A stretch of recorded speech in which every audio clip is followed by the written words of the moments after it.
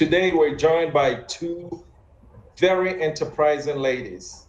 And you see, I like that because we come from a culture where a man's world all this time. So when you come across two ladies that are trying to change the world, you have to be happy and welcome them to Diaspora Weekly. Ladies, welcome. Thank you. Thank you so much. Good to be here. I have to my right here, I don't know, based on how you're looking, the one sporting the Ukrainian colors, Amma Jampo. Amma, welcome. Thank you. And then I have Olivia in tow. Both of these ladies are from UK. Olivia, welcome. Thank you, guys. Lovely to be here. All right. Now, what we do here at Diaspora Weekly is I know most interviews, they get right to the point, but for us, we have to know you. I find that in business, when people want to do business with you, they have to know you. Tell us about yourself. Let's start with you, Olivia. Who is Olivia? Who am I? Well, full name's Olivia Sieruinto. I am half Ikriapim and half Ada, so it's a bit of an interesting mix. Grew up a bit in Ghana before I moved, kind of moved around a bit and then ended up in the UK. Background has kind of been in marketing, communications, kind of fell into that mainly because my dad used to be the ambassador here in Ghana, the Ghana High Commission. And so his role within sort of communications and within information really kind of, I guess, kind of led me to be in that particular role in terms of how he communicated about Ghana every time we went on different parts of the world or across on tour, talking so passionately about Ghana and about Africa and how he kind of used his effervescence in terms of trying to get people to understand the true richness of Africa by using communications and using information. So for me, that was very interesting. And then I sort of fell into that space. I was out in the UK for a good 30 odd years before moving back to Ghana 9 years ago. I'm kind of telling my age now. But you did, but 9 years ago. Sorry? You did say your father was the ambassador here, meaning Accra, because you're in Accra. Yes, sorry. Ambassador Accra. for? Yes. Ghana but ambassador. in Accra? Yes. In Accra, yes. For Ghana's Ghana ambassador in Accra? Yes. You're talking about the Ghana High Commission in UK, right? No. The Ghana High Commission here. In Accra. How do you have Ghana High Commission it's like the information services, whatever it's called here. I don't know what they call it here, but it's either the information services or the diplomatic service, whatever it is in Ghana. Yeah. And then when you move to different countries, it's called Ghana High Commission in that particular country. So we traveled around quite a bit. Background was in marketing and communication. So worked with some really big communication agencies, advertising agencies in the UK, and their kind of skills in terms of marketing, but also sort of working with organizations in helping them find their purpose by figuring out what their business stood for, how we're able to communicate that, but also understanding some of the quality assurance issues that we're facing, because in essence, you don't necessarily want to start communicating for a company or a business that really didn't have true understanding of what their business was about. It's almost like putting lipstick on a monkey. So she's trying to figure out in essence what they stood for, and then communicating that. So did that for the longest time. Came back to Ghana, worked for sort of Scanad and Publicis and a number of kind of agencies here. And I guess from there, I just thought, actually, I really want to start working with SMEs and want to start working with looking at how we can solve certain issues in Africa. So I set up a management consultancy called The Connection. Did that for about 2 years. Within that time, trying to figure out how to be able to look at the different sectors and segments within Ghana and how we're able to fix it. Where are the innovations? And doing that by myself, it was a bit of a struggle. I was not really understanding our system. And that's kind of through doing that, I met Amma, and as they say, the rest is history. Good, very good. So Amma, who is Amma Jampo? Thanks, Jermaine. So I moved to Ghana 8 years ago, and prior to that, grew up in West London. Used to come to Ghana quite a bit, with my parents on holiday. And then, fast forward several years, I worked as a program manager for corporations like BlackBerry, Vodafone as a consultant. And then, I always had a passion for entrepreneurship in terms of just, people's startup stories and how they made it. And, I would always, read people's stories and follow that very closely growing up, especially in my, early adult life. And so, having worked, for several years in the UK, over 15 years, I decided to move back to Ghana with my family. My kids were quite young at the time, but now they're both taller than me, which is, I don't know how that's happened. But we moved back in 2012. And I've always been very much, in the entrepreneurship ecosystem, working with SMEs in technology, in agribusiness, export businesses, very much, as a mentor, coach, and, providing training and support services to these companies and entrepreneurs, very passionate about the potential of women in particular and youth to solve our crisis in employment and, and our human capital as well as our market access potential. So I've always been, very closely working with a lot of SMEs directly. And as Olivia just said, we were introduced through a friend, a mutual friend, another diasporan from the UK, but she was in Ghana and, we connected and we just, had so much in common in terms of what we want to do to really make a mark as returnees. We're very privileged to have a lot, in terms of our education, our background, having, the exposure that many people don't have. And so we both have that ethos and, culture of giving back, very much so. And so Scale Up Africa is very much about addressing some of the challenges, in particular, our poor productivity and growth prospects of our SMEs in Africa, across the continent, and in the diaspora as well. So hence why, we came up with this idea of the Ignite, our business growth festival, which is coming up on the 6th of August. Yeah. Okay, very good. Both of you, I get the impression that neither of you is keen when it comes to somebody else. You guys are very entrepreneurial. Is that what's driving this agenda? We are at heart. And Olivia? I think there's a mix of, we've had our training in terms of seeing how other people have done it. And then you have your own ideas as to how you want to do it. I mean, I'll raise my hand and say I've been fired quite a number of times because it's hard to manage somebody that always has their own approach to things. And so maybe it was a case of, maybe working for other people is not your bag. It's fine. Maybe it's not your bag. But I still think you need that sort of thing. You need to be able to be in a situation where you're learning from somebody that knows what they're doing in an organization and then be entrepreneur. I think right now you probably start to see a number of young people just like, I run my own business and it never works for anybody in their lives. I'm like, well, you need to learn from somebody before you end up being a leader. Like you need to be a follower before you become a leader. So you understand how to run a business. So that's kind of how I see it. And I think Amma can probably attest to a similar thing as well. Yeah, I mean, we both had our experiences, in life. After uni, you work, you have several jobs at some point in your life. When you're in the diaspora, it's very normal to have a job and taking you through university or college. That's normal. Mm-hmm. And that's a luxury in terms of, having the opportunity to work and learn skills and learn from other people who are much more senior than you.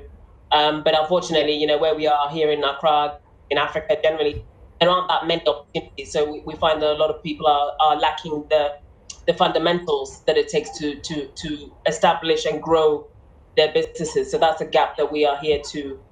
But you guys, you are bucking the trend. You left, but you've willingly come back and want to make a difference. Why is that?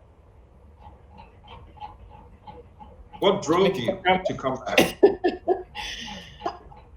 I mean, for me, I at the stage that we came back, I had young children. I was a consultant, traveling a whole lot, working in the telecoms industry, working, Canada one end of the day, Australia the other end of the day, seeing my kids very little, very stressed out, basically. A lot of pressure and on timelines and, lifestyle and all that kind of stuff wasn't really a part of the equation. So for us, I mean, my husband had always wanted to come back. I was that, part of in terms of the service you just cited. I was one of the women that were like, Ghana, it's too, it's too hot, mosquitoes. That was me, But I think at a certain point in time, assessing, being a certain age, with young children, and reading the news about knife crime and all those kinds of statistics, and even now is even more relevant, just all the prospects for young Black children or youth in abroad. All these things kind of swung it for me in terms of really making a bold change and getting a bit more out of life, just in terms of being able to do, maybe go down the road less traveled, but less security, a lot more risky, a lot more uncertain for sure, but definitely having a bigger payoff in the long run. So it was really a strategic decision. Okay, so has it been worth it? Has the return been worth it? Yeah, I mean, short answer, absolutely. I mean, just the quality of conversations, the quality of people you meet.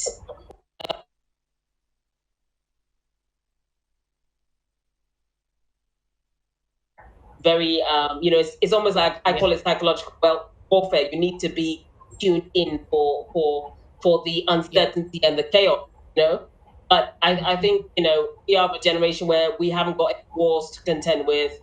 We're in a pretty stable environment. We're very, very privileged in the way that we've been brought up by our parents and their opportunities. In my father's generation, some of them went to school and walked for miles without shoes. You hear these stories, people who had to walk miles, from Kenya, from Ghana, from Nigeria. A lot of Africans in the generation before us had to go through a lot. It was only because they were smart or had, opportunities to grow, go to school or get scholarships that they were able to break out of their situation.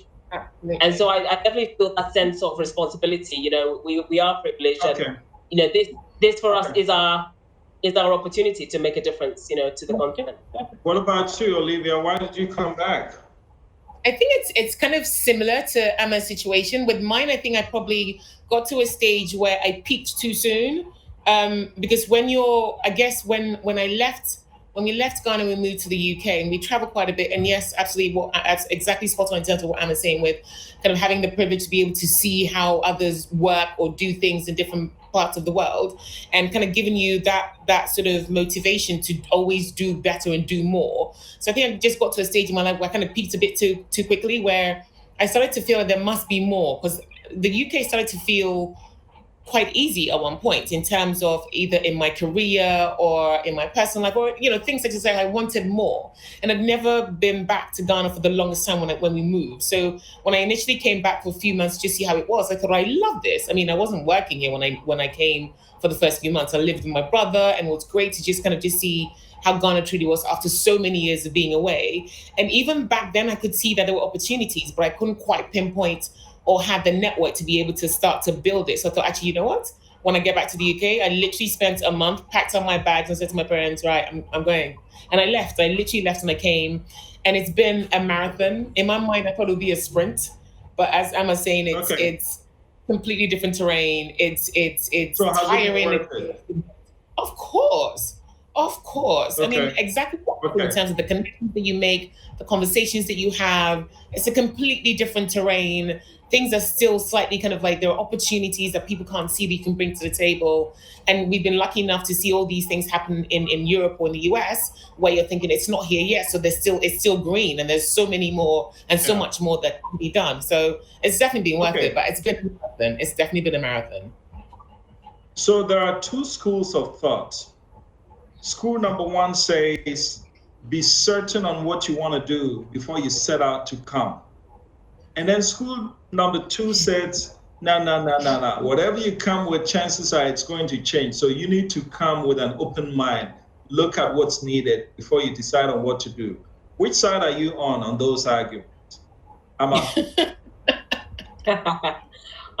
the fence, unfortunately. I mean, definitely, we came with quite a bit of heart. we came with quite a bit of heart. Okay, a bit of heart and not so much planning. But look, in hindsight is a beautiful thing. In hindsight, there were deal opportunities that I remember years ago. People were like, "Oh, you should buy in this estate in Ghana." I'm like, I'm paying my mortgage in London. Why would I, look at investing in Ghana? Back 15, 20 years ago. And now being here for 8 years, almost a decade, of course, it would have been great to have invested back then in securing your home and your happy. But whatever plan you had coming in, is that a plan that you're working on now, or that had to change? The plan absolutely changes every day. I mean, it changes you, and you have to go with the punches. That's the reality. I mean, you cannot come and be, fixed in your position and expect things to be the way that you're used to. You absolutely have to be flexible. Sometimes things don't work out. Things take longer. You're lucky to achieve one solid thing in a day.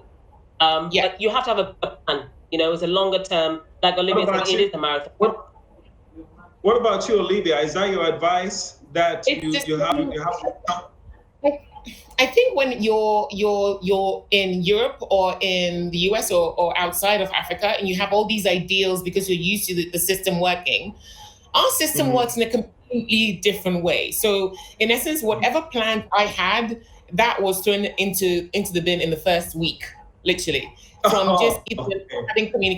having conversations with the bin people, just basic stuff about when does the bin get picked up. They'll give you a day. That's not the day they'll bin up. It picks up another time. So it was just little things that I started to notice that, the system runs, but it runs in a completely different kind of way. So you have to be flexible, and you have to be able to try and re-strategize every so often, just so that you're also trying to get to where you need to get to. Literally, your to-do list is always at 50, and you're only ticking off 1 and 2 because in your mind you're like, the system should work. I should be able to get through all these things, and you have to learn. I've had to learn the hard way to not let it kind of like take over, consume me. Because for the first few years, I was very angry, extremely angry, like things are not working. But you have to understand how the system works, and you've got to be able to maneuver around it. As much as, I came in thinking I'm going to change Africa, it's going to be amazing. No, it doesn't work like that. Okay. So then in business school, we're taught to research your business, put together a business plan. And the reason why we're spending time on this is your business. That's what it's about. If I'm overseas and I'm planning to come home, you're telling me that I can do all my research, put my business plan together, put my forecast, but the moment I arrive here, the first week, I'll take my business plan and throw it away because reality is different. Is that what you're saying? Not necessarily. It shouldn't be hard. You have to plan. You have to plan, right?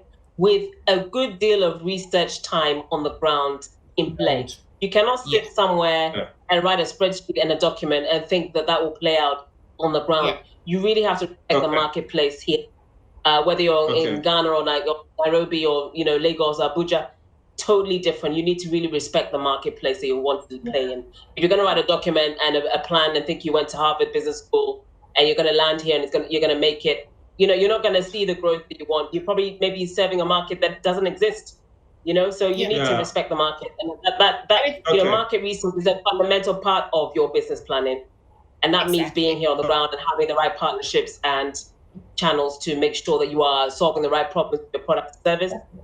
And, it takes time, it does, even for us, it's taken time for us to sit back, operate in our ecosystem, understand what the challenges are, understand where the gaps are. And then now, we've come together to form ScalceUp Africa, because even though we were doing different things as entrepreneurs, getting to know, it's taken years for us to understand the entire ecosystem, including those who are outside providing funding, including the government, policy and regulations, all of that, entrepreneurs and what they're going through on the market, on the ground. It takes a while to really understand and get it right, but you need to respect and give it that time. Would you buy anything without first knowing exactly what the product was and how it could benefit you? Definitely not. Neither should you vote for your next member of parliament without knowing who they are and how they plan to solve your problems. Watch The Next MP only on Diaspora Network Television and find out the men and women who want to represent you in parliament. The Next MP only on DNT. We wake up every morning to different stories from politics, business, sports, and entertainment. These stories, one way or the other, affect our lifestyle and dealings with family, friends, and business associates. Your take on Diaspora Network Television gives you an opportunity to have your take on these pertinent issues via phone in and messages to our social media platforms, DNT Ghana on Facebook, Instagram, and Twitter. If it's an important trending story, we will definitely talk about it. Your take with me, Yalsichi, on DNT.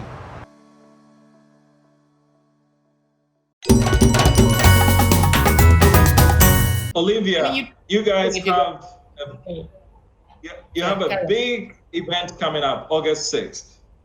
Yes. Right? What is that? Tell us about the event.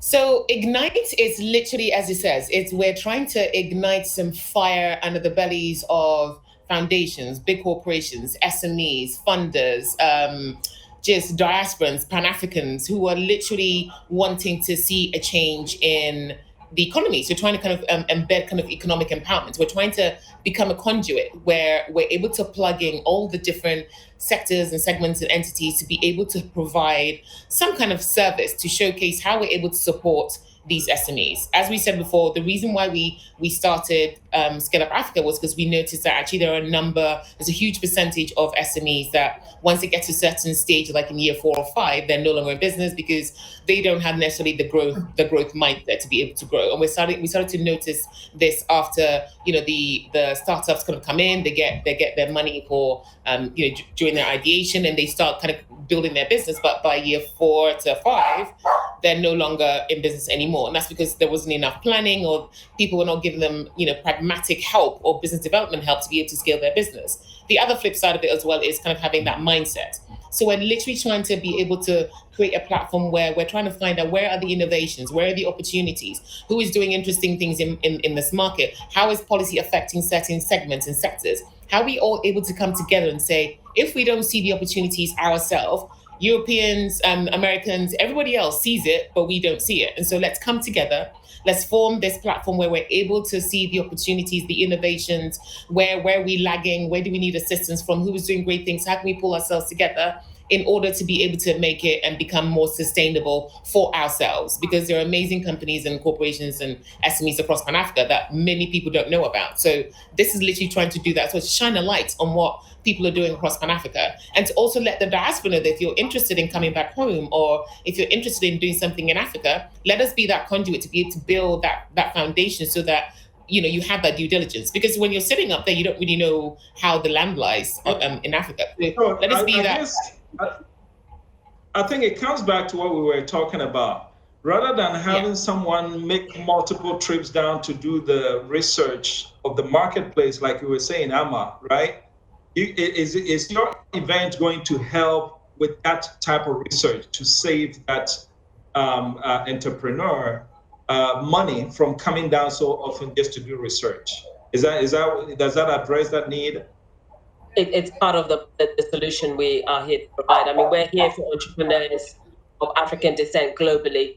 And so, research and insights are a key part of that in terms of the market. Like we talked about the marketplace.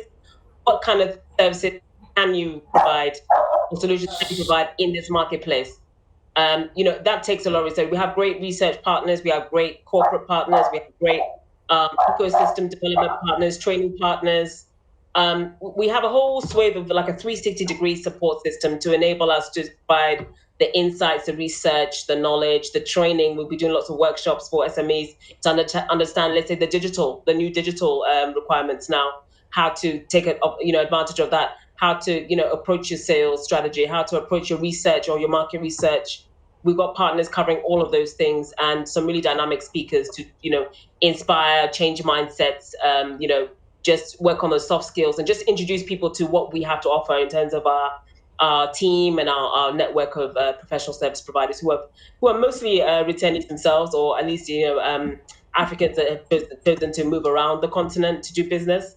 So we have a really ace team of speakers and partners and sponsors, and we're very proud to being able to get people together all the way. I mean, we have people come to us from Grenada, from Trinidad and Tobago, from New York, California, I mean, like Europe. It's been amazing, just the number of people reaching out to us to say this is something that they want to talk about. They want to talk about how we can better improve the rate of growth of our SMEs. Yes. Okay, so Olivia, has COVID made the event the way you planned it? Has it made it more difficult or easier? I'm going to be a bit controversial. I think for us, and it's going to be controversial what I'm going to say, but I think it's actually been a blessing in disguise. Yes, I've said it. Okay. Literally, the reason behind kind of where we're at now as a business was we were trying to educate and inform people about how to re-strategize and pivot in a space that you're in, even before COVID came in. So the moment COVID kind of came into play, people had to literally have to rethink about how their businesses would work, how to re-strategize for their businesses to be able to sustain and grow and develop. And so without COVID, it almost forced businesses, as well as ours, to be able to relook at what was truly the purpose of what we're trying to achieve. And it actually added an extra sort of, I guess, I don't know what you would call it, but it added an extra level of expertise in terms of what we can bring to the table. So as much as we will keep saying to businesses, you need to, constantly know your purpose. You need to constantly be realizing that the strategy you're in, is it flexible enough? Is something like this would hit? And surefire, something has happened. And we literally had to be the ones that were doing and preaching at the same time. So it's been a great learning curve, but I think we had always had that mindset of apologies. My little Coco. It's all right. If I want to play a role, Amma, how do I do so? If I want to participate.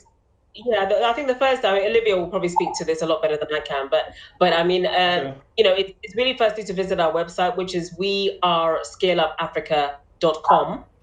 And then you can learn more about us, about what we stand for, about, you can register as an attendee. We have over 70 speakers at this point, and I think we're expecting about 3,000 attendees based on the registrations we have right now. So, I mean, it's going to be very dynamic. We're very fortunate to have DNT on board to support us in streaming the event as well. So we're very grateful for that partnership. But it's really about just plugging in to attend the event. We will set the scene on the policy front with some very dynamic African speakers who are very seasoned business. We'll be having very interesting discussions with, investors, with, the funders, from the international community, entrepreneurs who have successfully scaled. You can hear more about their stories, and we'll have workshops as well where you can get an insight as to, some of the advice and services that we can offer through our network of professional service providers. So, from conversations to, success stories, case studies, workshops, high-level panels, you will learn a lot from the event to give you an idea of what is hot. And of course, we'll be looking at the marketplace as well in terms of future opportunities for you to even consider shifting your business or starting your business on the continent. So we're kind of build those diaspora links, like I said, from the US. We've got so many people. How I'm sitting here. I'm sitting here thinking, Olivia, if I plug into your event, right? Yeah. Chances are there's nothing that I will be told that I haven't heard before. So in the end, what I'm looking for is d'argent. Is there going to be access to funding? I mean, we have a platform or a number of panelists and speakers who are speaking on that specific subject matter of how you get prepared and you get ready for funding. Because I think a lot of the reasons why maybe majority of some SMEs are not able to tap into that is because they don't really have the proper understanding of some of the things that they need to do in order to get there, what the criteria is. And so even having some of that practical how-to would really assist them to be able to do that. There's a company, there's an organization that is plugging into it, I forget their names, and they basically said they only fund up to a minimum of $500 million for SMEs, and they don't see that happening in Africa. I'm like, there's a reason for that. Hang on, time out. A minimum of 500 million? A minimum of 500 million. And they're talking about SME, that's corporate stuff. No, but there are certain... That is the problem, though. That is actually the problem we're having. And you see, our platform is really to address some of these challenges. There are some disparities in terms of being unrealistic about what to expect from the marketplace. So you start from the market, you understand what the needs are, you understand where the growth is going to come from, you understand where grants will come into play to maybe help a certain level of entrepreneur. You understand where, if you're talking about 500 million, you're definitely talking about a huge marketplace opportunity that is backed by data research. So I mean, there are a lot of expectations around, people come and they have a minimum. They don't want to get out of bed for, less than 500 million. And that's fine. Yeah. But there is the missing middle where, there are people who maybe do $1 million or $2 million per year, and that's fine. How do we help them and support them to grow their businesses consistently over time based on a market need? So we have a panel as well that will actually feature 6 investors on the continent who have actively invested during COVID time. there are actually deals happening. Okay. I've been saying this so for months now. Okay, so Olivia, take me through the mechanics of how this will play out, because this is not a conference room where all of us sit somewhere and then we break into sections.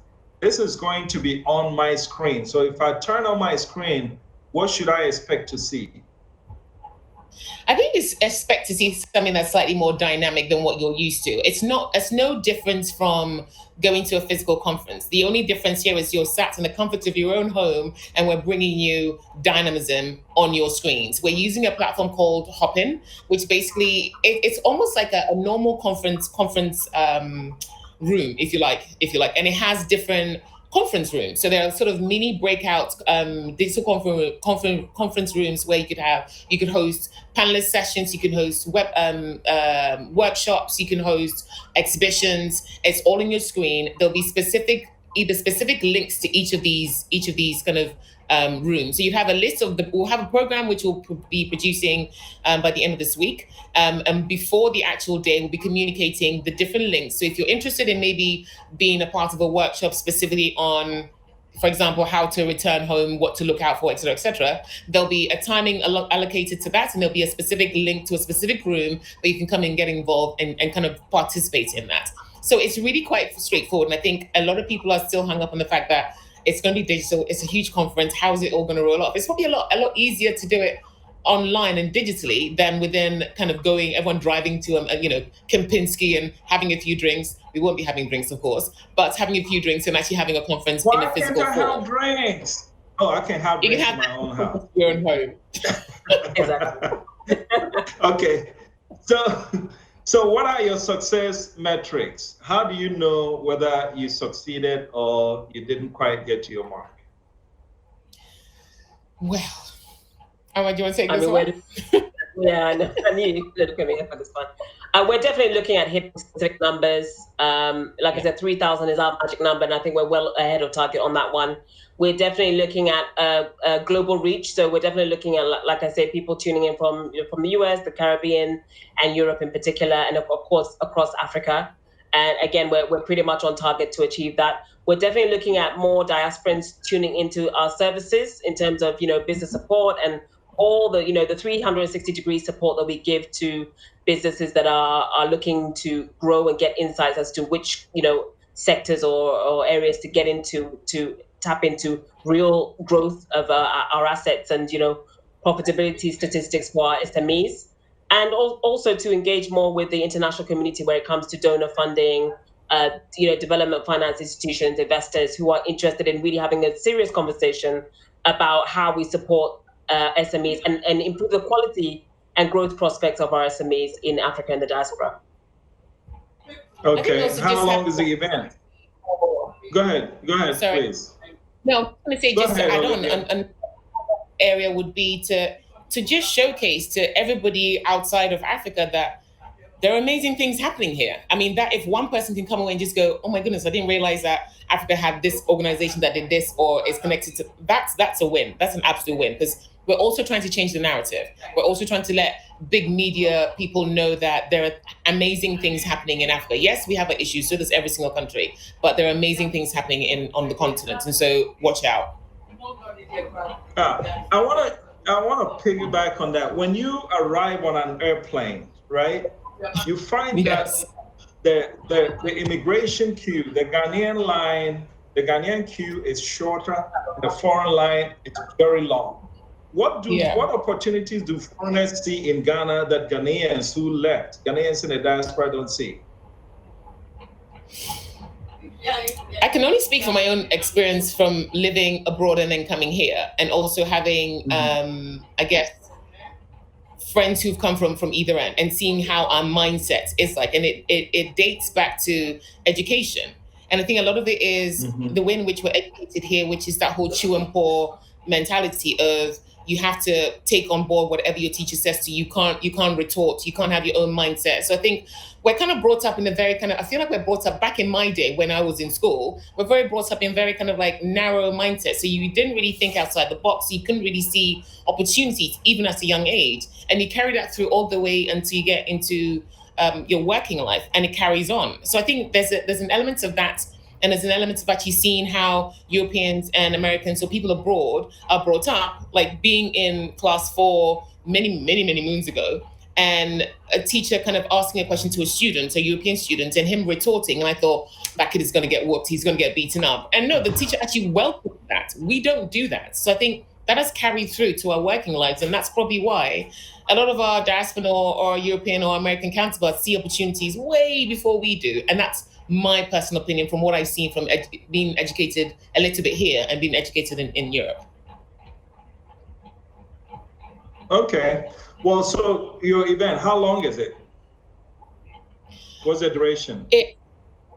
It's probably going to be about 8 hours, only because we're trying to get, if you're tapping in from anywhere around the world, we want to be able to start at a time where you're not having to get up at midnight or 2 a.m. to tap into it. So probably start from about noon, moving on towards about maybe 8 p.m. So everybody has an opportunity to actually get it. Okay. Yeah, GMT, sorry. Yeah. Would there be uniformed allocated breaks, or people can just break off to go eat something and rejoin? Yeah, we'll definitely have intervals and, segments where, we have performers from the creative industry to showcase what they're doing as well. We're really trying to blend it. Really is a small business festival. So you will have some entertainment in the intervals like that, in between the panels, the conversations, and the hardcore workshops. So there'll be a blend, and there'll be some pretty light intervals as well to enable people to kind of dip in and out. And like Olivia said, we have the main stage, and then we'll have breakout sessions. And so, you can pick and mix and choose as you wish based on your segment or area of interest. And then, it should be quite a fluid day for you to tap into. As the national regulator of the communications industry in Ghana, the National Communications Authority seeks to ensure an environment that is safe and fair for consumers and service providers. NCA grants licenses and authorizations for operation of communication systems and services, develops guidelines to streamline communication activities, establish and monitor quality of service indicators for operators and service providers. NCA is in 8 regions: Nkrumah, Tamale, Takoradi, Kumasi, Ho, Koforidua, Sunyani, and Bolgatanga. Do you have unresolved complaints with your service providers? Contact us on 0800110662, 0307011419 between the hours of 8 o'clock a.m. and 5 o'clock p.m. from Monday to Friday, or visit our website at www.nca.org.gh and follow the procedure for filing a complaint or submitting enquiry. National Communications Authority. Communications for development. We wake up every morning to different stories from politics, business, sports, and entertainment. These stories, one way or the other, affect our lifestyle and dealings with family, friends, and business associates. Your take on Diaspora Network Television gives you an opportunity to have your take on these pertinent issues via phone in and messages to our social media platforms, DNT Ghana on Facebook, Instagram, and Twitter. If it's an important trending story, we will definitely talk about it. Your take with me, Yalsechi, on DNT. Would you buy anything without first knowing exactly what the product was and how it could benefit you? Definitely not.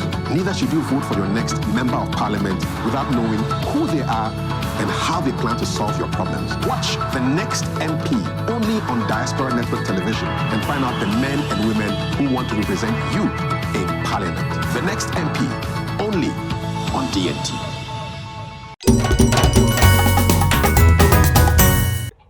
Is there a sustain, or this just a one-off thing? No, I think it's going to hopefully be a yearly thing, because it would be, not even depending on, after the end of this very first one, where we're, at the end of it, where we're curating all of the information and figuring out what the next steps are, we wanted it to be a solution-based conference. So it was not just a case of having a conversation about our product innovations, but at the end of it, just saying, how are we able to fix 1 or 2 problems within various segments? So maybe, we look at that, and when ScalceUp Africa could be that conduit that looks at what the key performance indicators are in order to come back next year and kind of say, this is the case study, this is the impact of how last year's what we said we would do has gone right in agriculture or in manufacturing or whatever it is. So I think as time goes on, it will end up being, this is our maiden event, but it will end up being a yearly thing that we will do in order to showcase the impact of some of the areas that we've all agreed to fix, or some of the solutions that we notice and we need to maybe plug in different partners to be able to help us solve it. Well, to me, I think the more I listen to you guys, the more interested I get, because in doing business in Africa, capital is always a challenge, and also the dynamics. People, we come here with all kinds of tendencies and stuff, and so I've been here since 2012, and I'm still getting used to the system. And so this is very important, but I'm wondering if you're collaborating with any other organization or any government agency, or this is just strictly private sector. Oh, it's private sector and private sector led, but we're certainly very much in line with the Ministry of Business Development, the Diaspora office here at the President. We're very much aligned with what they are doing, because they are very much looking at connecting with other ministries to have a more unified approach to supporting the diaspora to do business. And don't forget, not everyone's going to come back home and move to Africa. I mean, it's a great concept, but it's not for everyone. We should definitely look at, deepening our business links in terms of export and, trade and partnerships, using our technology, our talent, our products, our resources in between, the Africa as a mainland, and of course export markets as well. So if you're in California or the UK or wherever you are in the world, you can still learn about, let's say, agribusiness, and how can you be a crowd investor, or how can you tap in as someone who can take care of marketing and logistics for an export business. These are all opportunities that people can still tap into without having necessarily to move back to the continent, because that's not everybody. And we need people out there to also provide market opportunities for export and to get foreign exchange in to the continent as well. So it's very much global stage. We're going to have some difficult conversations about where we are, what needs to improve, but I feel that this is very much like the theme is ignite, to ignite a global movement of entrepreneurship growth, because it's not just about survival now. We need to create jobs and economic wealth and justice for, people of African descent globally. And that's a reality. We know why. We know about the colonialism, and we know about the fact that we don't always see the opportunities right in front of us. But a lot of people do. There is a scramble for Africa. So we are here to really set the stage to figure out how we can do better in our mission. Olivia, I want you to take me to the minds of the Ghanaian diaspora or the African diaspora. Okay? Look, I live in California. I've made me some money. I'm invested in real estate. I get a moderate return. But you know what? When I flip on the light, it flips. When I turn on the water, it flows. When I drive on the street, I don't have to dodge potholes. And over here, I don't see my nephews trying to pull me down. Why should I give all that up? Come to a place where the moment you start making it, you got all kinds of people pulling. Why is that even worth my time? But I mean, as Emma said, Ghana's not for everybody. Africa's not for everybody. It's come, move back home. It's not for everybody. And also, if you look at what COVID is since COVID happened, the new future looks completely different from how we all imagined future would look like. So say, for example, if COVID hadn't hit, we would not all be comfortable working from home, like virtual working. What does that mean? Whereas in Europe, they've been doing that since the beginning of time. Whereas in Africa now, we're getting comfortable with it only because we've been forced to be in that situation.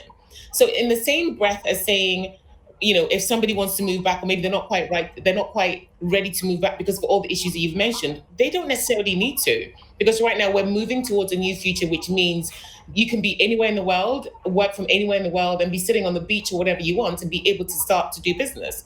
So technology being as it is and it moving leaps and bounds forward, I don't think if you're not ready to move back home, I would literally say don't, because it's not for the faint-hearted.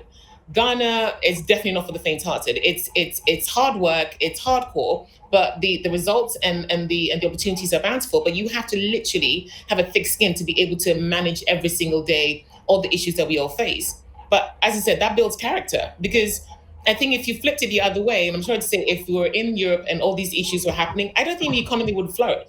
I mean, our economy is still tough, but I think we make it work for us because, we're made of stronger stuff. We've got the grit. So if you're not ready to move back home, I say don't. If you see that there are opportunities here and there are people that you can align with or partners you can align with for you to be able to do business, do that. Don't kind of move to a country where that there are issues with when you flick on the lights, you're going to have an issue. And if that's going to give you a heart attack, stay in LA. It's all good. Stay in LA, hang out with Jay-Z and his people, and we will do it for you. But if I stay there, is the ground conducive enough for virtual business? What do you mean in Africa? Absolutely. We're definitely moving towards that. It's not perfect. It's definitely not perfect, but we're definitely moving towards that. We're seeing the opportunities with, if you look at a company like MTN or Vodafone of these worlds, the big kind of telcos, kind of putting together deals in terms of how they can make their services a lot more streamlined or a lot more flexible, but also to the fact that they know that because of COVID, like their internet needs to be on point. And it has been over the last month or so, I must admit, whilst I've been using the internet on a regular basis, you're starting to see that there's a slight shift in better service, they're looking at the quality control of their internet. They're looking at how they can drill further in big rivers or waters or whatever it is so that their connectivity is better. It's not going to happen overnight, but we're definitely getting there. It's going to take time. We just all have to be patient. We're going to get there. It's just going to take time. All right. And like you said about the business model, the business planning is very important as well. The business model that you want to deploy is actually really key. You really have to think about that. But might not be high tech. When I come here, it's all going to change. Sorry? But it's all going to change when I get on the ground. You say it's all going to change when I get on the ground. The implementation of it might change. You know what to expect. Yeah, you need to understand that. You need to really spend time to understand the marketplace. And that means being fluid. Yeah, that means being fluid and taking time.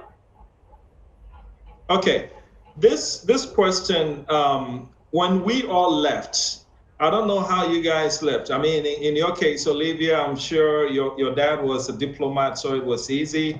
I don't know how you ended up in UK, but for most of us, we just got on the plane to a place that we didn't know. We had no clue how the place worked. We had no money, but we took that chance. But now that we're older and more experienced, more money, we don't want to take a chance on a place where we're more familiar than the place we left to go live there. Why is it that we're so caught when it comes down to coming back? But when it was time for us to go, we just threw caution in the wind. Educate me on that. What's the mindset? Yeah, it's good old-fashioned mindset and colonialism, and that is unfortunately a huge part of the equation, because who's going to build our home for us? Yeah. And this goes back hundreds and hundreds of years, so it's a mindset issue, and you can't change people's mindset overnight. We have. Everyone's talking about neo-colonialism and people are coming here, the Chinese, they're lending us money, we're taking loans, they're investing. It's absolutely true. And so, it's a mindset issue, and that's really and so it's not for everyone. It is tough, but if you're going to go abroad, and some people go sleep in cars and, hustle for years, and, people are, dying across the Mediterranean and the Sahara, Libya, all this stuff is happening. So, I mean, but it's really up to you and your mindset and what you see as opportunity, because opportunity really is for those who open their eyes to see it and to do something to capture that opportunity. So mindset is everything, I think. All right. That's like the fundamental thing. So in ending, what are you looking to, where do you see the business community, let's say 5 years from now, with what you're doing? What are you looking to achieve 5 years from now? Build the businesses for the future. We're definitely looking to have more linkages between big business and small business. I think that's very important. The Telefonicas of this world, the Cosmos Energies of this world, they are the ones who we need to work with and to support people like us who are in the enterprise development space to grow more successful SMEs. The government has a part to play in terms of linking up with better quality service provision for entrepreneurship growth. And so we are looking to really tap into those relationships to improve and access to resources, growth support, and funding for SMEs that are Africa-centric. So that's for us what we want to achieve. Have a very close knit community of SMEs, corporations, development finance institutions, and forward-looking growth-led entrepreneurs to really grow and create the jobs we need to see. Definitely. And just looking at the impacts from that, absolutely. Yes. Okay, after listening to you ladies for about 45, 50 minutes, I'm a businessman. I'm still sitting on a fence in terms of deciding whether to come or not. Olivia, why don't you use the last 2 minutes to convince me? Convince you to come to attend the event? To attend your event, yes.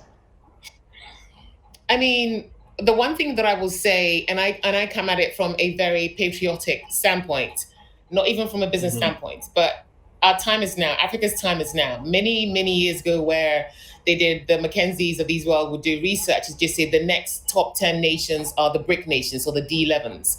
Africa's always been the continent to invest in because the opportunities here are bountiful. We're now seeing it.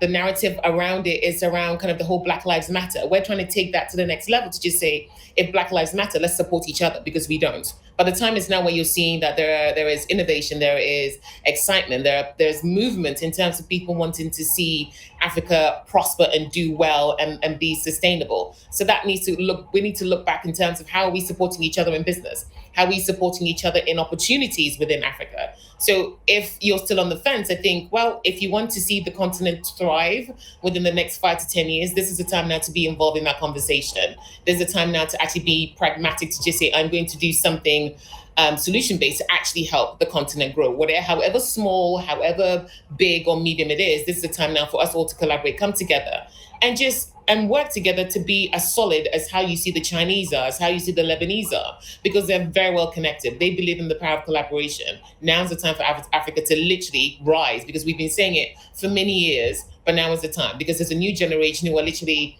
excited and empowered by where we're moving to, and they see the innovations in Africa and on the continent. So now is the time. So don't sit on the fence. Go onto ScalceUpAfrica.com and hit and come now. Okay, I'll give you the final word, Amma. I think I'm convinced. I'm coming. Final word, Amma. Go ahead. Thank you so much. And just to echo what Olivia said, this is our time. It's the only continent and home we have.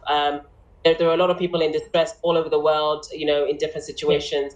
We need to understand our history and understand that we have a unique moment in time to make a difference. So Scale Up Africa's Ignite Festival will give you insights, and you'll hear from real leaders across the diaspora and African business landscape to better understand what the opportunities are. I'll leave you with one statistic from one of the segments that we're going to be running is on agriculture. So that's food, that's natural products, that's cosmetics. Agriculture in just 10 years, African agriculture in just 10 years will be worth over $1 trillion in just 10 years' time. That will be the size of the African agriculture business opportunity. So, I mean, you can do your 9 to 5 and that's fine. Not everyone's meant to be an entrepreneur or business people, but I know people do want to get together. They do want to partner. They do want to collaborate. But we need to set the stage now to have a stronger foundation as a diaspora, African diaspora, with a very solid foundation and a collaborative approach to building and creating better SMEs for economic growth. Absolutely. All right. And how do I participate again, Olivia? You were giving me an address to go. I'm logging on right now. Go to www.ScalceUpAfrica.com. You can't miss it. You can click attend. Yes. Okay. As well as also help with our funding. We're trying to raise as much funding post-COVID-19 SMEs, and by helping to raise money to help those affected, the SMEs affected by COVID-19. So there's also a button on there for you to click in order to help sponsor as much as you can to be able to afford us to help SMEs across Pan-Africa. Thank you so much, ladies. I have to be honest. Before I started speaking with you, I had a different, attitude about your event, but you guys have educated me. I'll be the first to sign on come August 6th. And I want to also really thank you for someone who believes in the diaspora as much as I do. It is just amazing to see two very enterprising ladies leading this charge to get to galvanize the business of SME. So I really thank you for appearing on Diaspora Network Television. This has been Diaspora Weekly, and I was joined by Ama Jampo and Olivia Sirinto, two brilliant ladies. Thanks for coming. Thank you. Thank you so much. We appreciate it. Speak to you soon. Bye. Bye. Bye.